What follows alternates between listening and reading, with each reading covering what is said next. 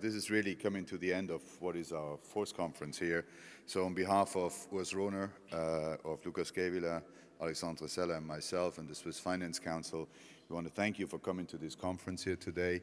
It's been, like always, a highlight, and I really enjoyed my days in Brussels when I'm here for this conference an awful lot. And we also appreciate all of the interventions that took place here, in particular the early speech by Elke König, by Vice President Dombrovskis, and by Director General Kalea. So without that, these events would not be what they are, because we get key policymakers here to share views with you.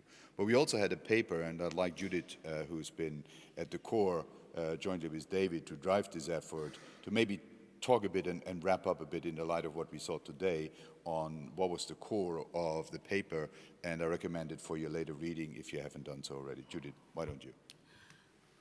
Yes, thank you very much, Axel. Well, I think it's the paper, but also the discussion that was quite relevant. Looking at our discussion paper, the idea was really the impression that we were going backwards, and the discussion is really around the fact, is the glass half full or is it half empty?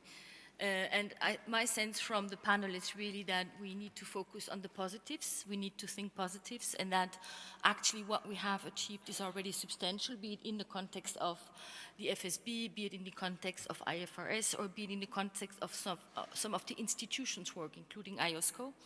I think there's a call for the European Commission not to be shy, to stand up for standards, be it in the financial services dialogue or be it in the environment. We have an opportunity which we should not miss. And I would all like to encourage you to look at the discussion paper. We have 3 case studies in this discussion paper looking at how international rules have been implemented both in the US and in Europe when it comes to clearing, when it comes to banking, but also with a fresh look at sustainability. So for those that are interested, please take a look at it. And I think now we should just thank all the panelists for having come, some from the United States, some just from the Commission building next door, but it's still very much appreciated that you all were here. Thank you also for being so numerous, and we will see you next year for the 5th edition. Enjoy the lunch.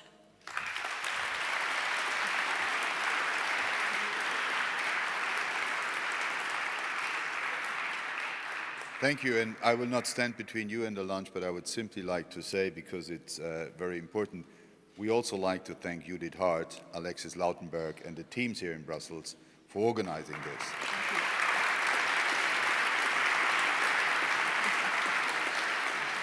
Each of the last 5 years, 4 years that we had this, we come back and we say every time, this was the best event so far. So Judith, keep going. It's very interesting, and we really owe you a lot for having brought Switzerland and the Finance Council here on the map of discussions here in Brussels. I think the original intention, and I want to close with that, is we have more to offer from a Swiss perspective, and I think the sustainability investment showed it with representatives from Swiss Re here as well, that there is a global financial industry out there, and the more Europe and the more the EU makes use of that international global industry and becomes an attraction point for global capital, rather than solely focusing on sort of removing capital barriers internally, but actually opening up to global capital, will be a key issue. So with that, Judith, very much thank you for organizing this event. I look forward to coming back next year. Thank you. Thank you.